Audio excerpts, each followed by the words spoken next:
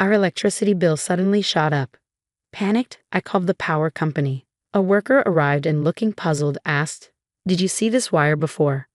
Bob and I hurried over as the worker moved a potted plant aside for a better view.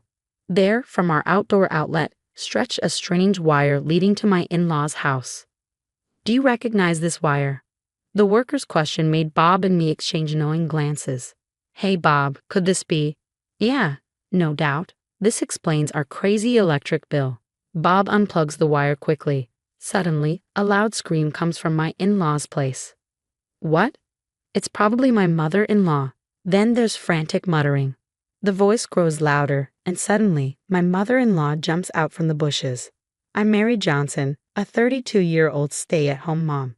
I love trying out limited-time desserts as a hobby. I enjoy gathering dessert info from friends or doing research. My husband Bob, who's the same age as me, has always supported my hobbies. We've known each other since college, and I've always admired his kindness. I also have a deep fondness for my in-laws who raised such a wonderful man. Many of my married friends complained about their mothers-in-law, but thankfully, that's not the case for us. My mother-in-law and I share a love for desserts, and she's always happy when I bring her treats. My father-in-law, though quiet, always has a reassuring smile. They've always been kind to me, and I feel the same about them. They live about a 30-minute drive away. Not too close, not too far away, just the perfect distance. But sometimes I wonder if maybe we could live together, the four of us. It's not that I'm eager for it, but I think we might get along better than expected. I admire them enough to entertain such thoughts. However, life doesn't always go as smoothly as we hope. One day, I was shocked by the news from Bob. "Your parents?" It turns out my in-laws were moving into the empty house next door. I always assumed they owned their place, but it seems they were renting. Their house had aged, prompting them to consider moving. When they discovered the vacant house next to ours, they seized the opportunity. It's a sudden, close move. Anxiety immediately washed over me. So far, I've had a good relationship with my in-laws, but I worry about how this will change things. Living next door means we could see each other every day if we wanted to. I do like my in-laws, but truthfully, seeing them daily feels overwhelming. However, I can't just say that now. It's too late to back out. In fact, when we learned about the move, Bob gently suggested to his parents, "Maybe you shouldn't." But they brushed it off, insisting, "We get along so well now. It'll be fine. I once thought we could even live together." I regret ever entertaining such optimistic thoughts. As my anxiety heightened, my in-laws moved in next door. We greeted them cautiously, and initially things seemed fine. We kept a respectful distance and set boundaries. But as they settled in, my mother-in-law began to overstep boundaries like never before. She started exhibiting all the "don't do this" behaviors you hear about. Dropping by unannounced became routine, and once inside, she acted like it was her own home. Not only that, it felt like they were monitoring our every move.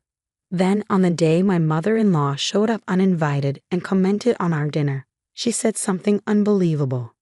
"Hey Mary, I've been thinking maybe you could stop locking the door." I was speechless. Can you imagine, in this day and age, my mother-in-law suggesting we leave our door unlocked? Not locking it means anyone could walk in at any time, which is not only unsettling but clearly unsafe. Since my mother-in-law moved nearby, even the sound of the doorbell makes my heart race. Now there's a chance she could just stroll into our house without us even noticing. That's definitely not something I'm comfortable with. Given the current circumstances, I have to admit, the thought of leaving the door unlocked is unsettling. Trying to keep the mood light, I politely declined with a smile. However, she frowned and responded, "Oh Mary, you're such a warrior. But don't worry, I'll ask our neighbors to keep an eye out for you. And remember, your father-in-law and I are nearby. We'll be dropping in often." I know her intentions are good, and I appreciate that. That's why I couldn't bring myself to tell her how overwhelming her frequent visits had become, but everyone has their limits. Last week, it felt like she was always at our doorstep. Having tea with my mother-in-law every day at our house naturally leads to some tensions. I've come to realize that maintaining a healthy relationship between a mother-in-law and daughter-in-law is all about finding the right balance. She'd leave random potted plants in our yard or plant flowers without asking, as if she had free rein. If it happened once in a while, I could overlook it, but it became a daily occurrence. Since the door incident, she's brought it up multiple times. I managed to deflect her by citing my strong security concerns as a wife. However, once that was settled, my mother-in-law started asking for a spare key. I knew I had to get Bob to reject her request. Giving her such a powerful item now was simply not an option. Despite my disagreements with her behavior, I didn't exactly dislike her. She could be intrusive, but I understood it came from good intentions. Instead, I felt more guilty about turning her down than anything else.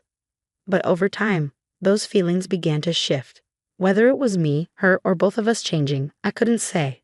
However, I started to feel uneasy and annoyed by her remarks. It was a few months after she moved in. By then, it had become routine for her to visit after lunch. I once inquired about my father-in-law, and it seems he typically goes for walks or shopping alone. I suggested she join him, but she declined, saying, "Walking tires me out." Lately, she's become a typical mother-in-law. Before, when I made her tea, she'd just say thank you. But now there's always a comment like, "It's lukewarm," or "It's weak." Every time she speaks, it's either gossip or speaking ill of someone. Being around her brings me down. But I can't exactly push her away, so I just nod and force a smile. It's not a great situation, right? The grass keeps growing, and they never cut it. I've even thought about mowing it myself. Today, my mother-in-law was passionately discussing a neighbor's consistently neglected yard, so I was like, oh, when she suddenly stopped talking, I instinctively followed her gaze to the bookshelf. Did she find a book she liked? It'd be peaceful if we can just read together. Did you find a book you're interested in? As I was about to approach the bookshelf, she reached past it, grabbing something from the rack next to it. Susan, you shouldn't touch that. Upon seeing what she took, I quickly reached out, but she innocently opened it, then exclaimed with delight, "Oh my Mary dear, oh dear, didn't you overspend last month? Goodness, your electricity bill is twice as much as ours." What? My mother-in-law was looking at, as if she were reading a weekly magazine, was our household account book. "Stop, give it back." When I quickly took it away, my mother-in-law chuckled softly. "You really don't have to be so flustered. But Mary, it seems like you're not so good at saving money. Bob must feel bad having a wife who struggles with budgeting. You should try a bit harder, okay?" My face burned with embarrassment as my mother-in-law boldly opened the household account book, clearly labeled on both the front and back covers. I was incredulous. Regarding the desserts, I have a soft spot for limited edition treats too, so I understand the temptation. But if you can't save a dime, do you truly deserve to indulge in sweets? Adding to the frustration, my mother-in-law kept on nagging, criticizing our spending on food and a skyrocketing electricity bill. She even boasted about her own frugality. After her tirade, she seemed content and left. Once she was gone, I was overwhelmed with emotion and couldn't stop crying. The built-up stress likely played a role as well. I had reached my breaking point. I cried uncontrollably until Bob returned home. "You don't have to take Mom's criticisms to heart," he reassured me, though I found it easier said than done. "I'm really sorry. I'll talk to Mom and ask her not to visit as often," he added, comforting me. After I had calmed down a bit, I decided to address another concern that had been weighing on me, the soaring electricity bill, as pointed out by my mother-in-law. It had inexplicably spiked over the past few months. I was worried about it, but dealing with my mother-in-law had consumed all my attention. Bob examined the details of the electricity bill, puzzled. "This is definitely unusual. I know, right? The next bill is due soon, isn't it? If it seems off again, we should contact the electric company," I suggested. A few days later, a bill arrived, shocking us with a whopping $1,300 increase, more than double our usual amount. Sensing something was wrong, we quickly arranged for a technician from the electric company to visit. The technician conducted a thorough inspection and then directed our attention to something peculiar. "Were you aware of this wire?"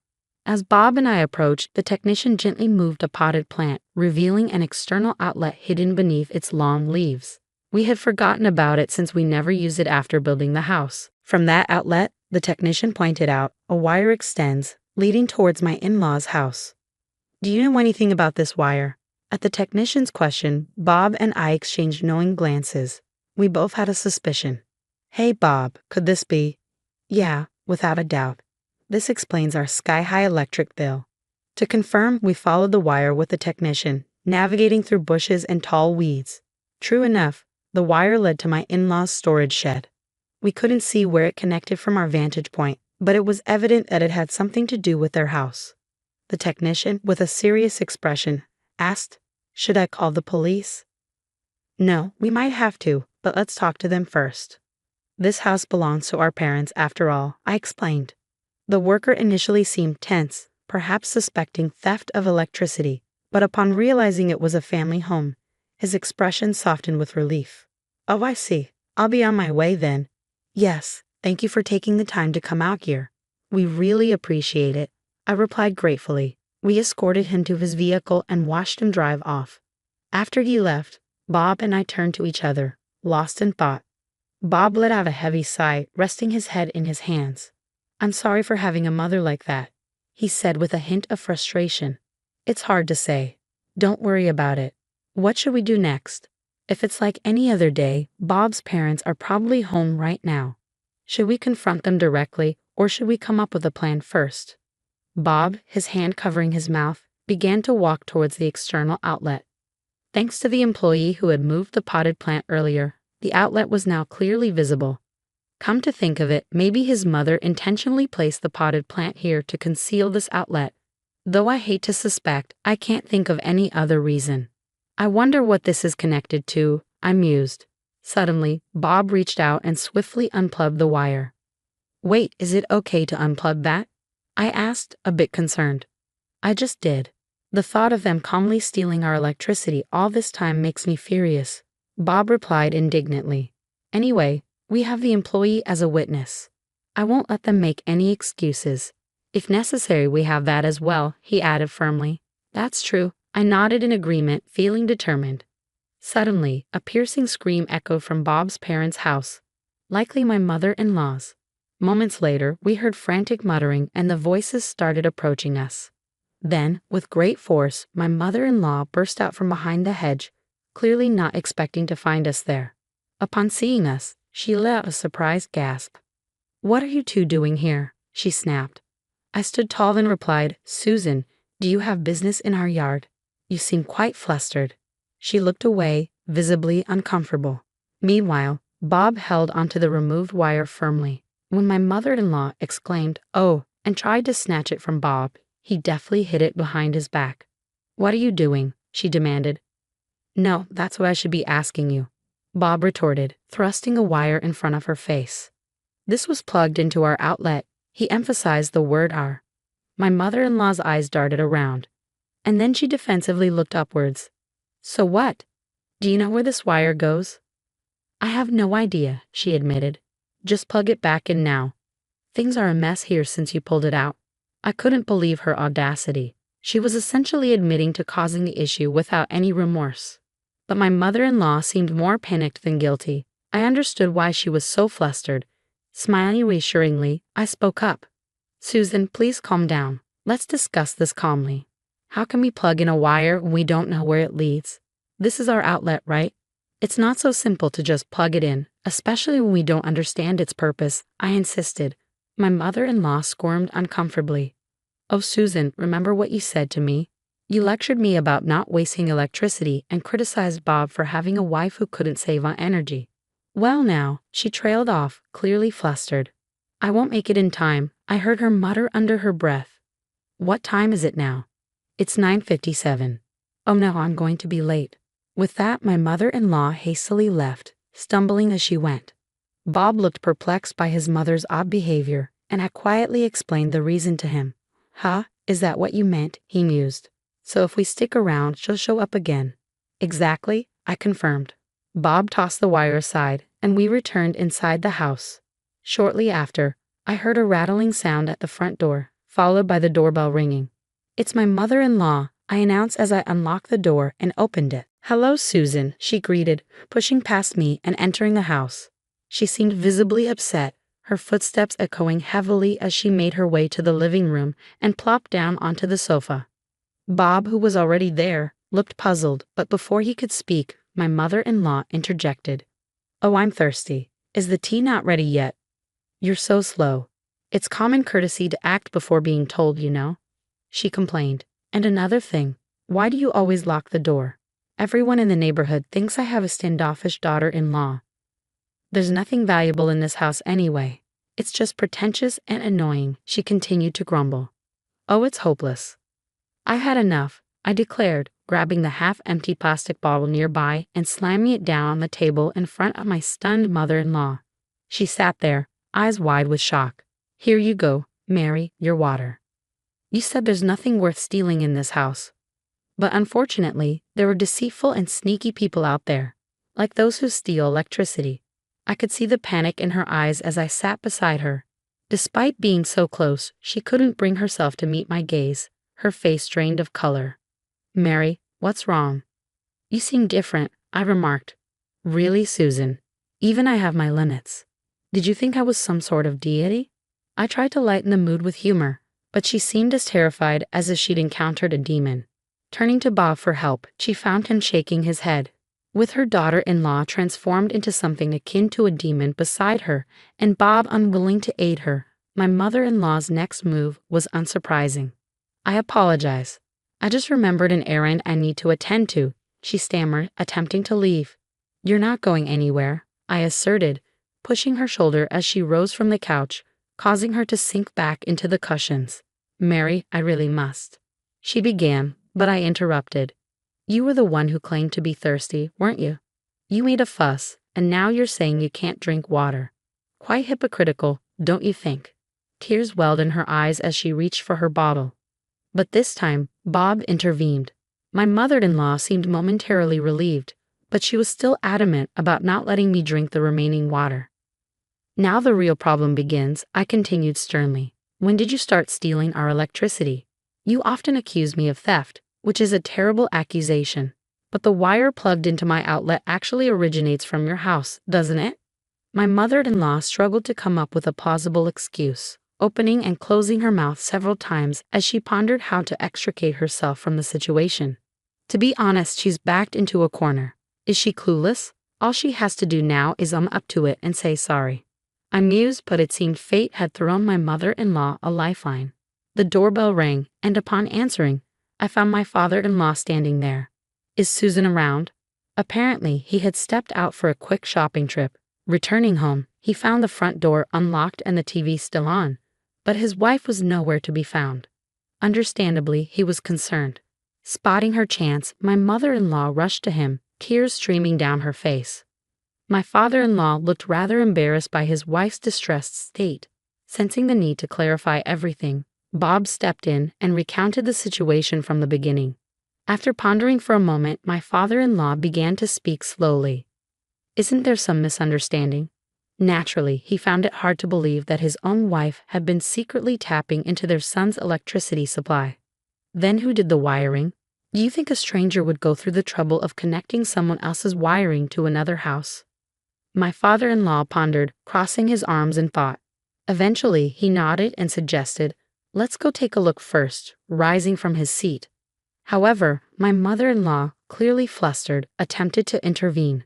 Ignoring her protests, my father-in-law asked Bob to guide him and headed towards the power outlet. The wiring disappeared into a storage shed, out of sight from where they stood. After my father-in-law investigated and returned, his face drained of color. I'm deeply sorry. Please apologize to them, he urged, while my mother-in-law muttered her apology like a child. He explained that the wires led to a battery connected to my mother-in-law's computer via an extension cord. She had purchased the battery when she moved to a new house, intending to use it for emergencies. However, a salesman had advised her that storing electricity during cheaper nighttime hours and using it during the day was cost-effective. So she began using our house's electrical outlet to store electricity at night and power her home during the day. Initially, she only used it for that purpose, but as her extension cord had an extra socket, she started plugging in her computer and other appliances. Eventually, she was drawing electricity from our house all day long. When confronted, she defended herself, claiming she thought it was more economical. I was not only upset about her unauthorized use of our electricity, but also enraged by her hypocrisy. You often criticized Bob for having a wife who can't save money and mocked my spending habits on sweets, didn't you? I reminded her. Her lack of remorse was glaring. Saving money on your electricity bill by using someone else's electricity isn't saving money. It's theft, I admonished. And I won't overlook this just because we're family. If you don't sincerely apologize, we'll have no choice but to involve the police. My mother-in-law looked taken aback. Did she honestly believe she could get away with it? What kind of wife are you?